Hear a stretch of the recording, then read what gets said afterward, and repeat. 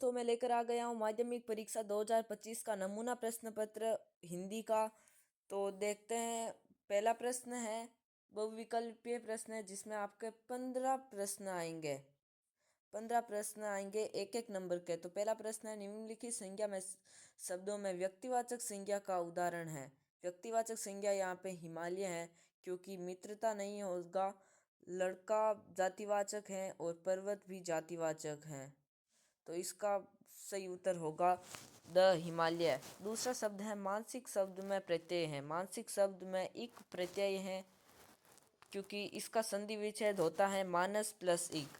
तीसरा प्रश्न है, निम्नलिखित शब्दों में यण संधि का उदाहरण है। निम्न शब्दों में यण संधि का उदाहरण है स्वच्छ। द उत्तर इसका सही हो जाएगा। चौथा प्रश्न है, शताब्दी शब्द में समास का प्रकार है। शताब्दी इसमें संख्या आ गई और संख्या वाला समास होता है द्विगु। द्विगु समास इसमें सही उत्तर हो जाएगा। नेताजी का चश्मा पाठ में नेताजी की मूर्ति बनाने वाला कौन था? यह पाठ में नेताजी का चश्मा पाठ में आया है, तो इसका क्योंकि तत्ववाद। तो आपके 9वां प्रश्न है, वात्सल्य के श्रेष्ठ कवि हैं। वात्सल्य के श्रेष्ठ कवि हैं ब सूरदास। अगला प्रश्न देखते हैं।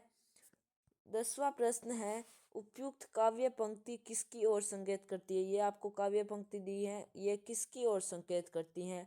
तो इसका उत्तर होगा ए राम। राम इसका सही उत्तर होगा। यह काव्य पंक्ति राम जी की ओर संकेत करती हैं। 11वां प्रश्न है, कामायनी के रचयिता कौन है? कामायनी आपने किताब में अगर आपने पढ़ा होगा तो इसका सही उत्तर है दे जयशंकर प्रसाद। 12वां प्रश्न है, यह दंतुरित मुस्कान कविता का केंद्रीय पात्र कौन है? इसका केंद्रीय पात्र बच्चा है। आपने ये दंतुरित मुस्कान कविता पढ़ी होगी। 13वां प्रश्न है, माता का अंचल पाठ में लेखक के पिता लेखक को किस नाम से पुकारते थे? तो माता के अंचल पाठ में लेखक के पिता लेखक को भोलानाथ के नाम से पुकारते थे। साना साना हाथी जोड़ी पाठ में यात्रा से लौटते समय जितेन ने किसके फुटप्रिंट की जानकारी दी? तो इसका सही उत्तर हो जाएगा बे जितेन ने बे गुरु नानक जी के फुटप्रिंट की जानकारी दी। 15वां प्रश्न है, हिरोशिमा की घटना पर आधारित पाठ का नाम क्या है?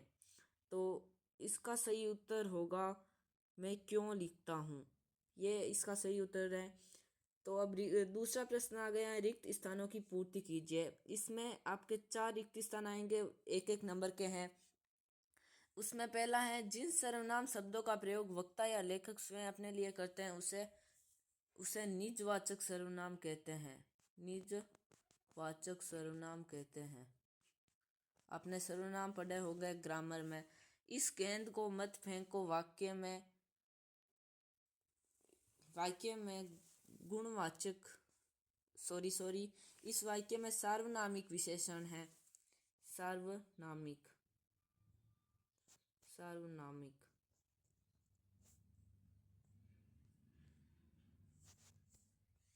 ऐसे शब्द जिनके रूप में लिंग वचन काल आदि के कारण कोई परिवर्तन नहीं होता वे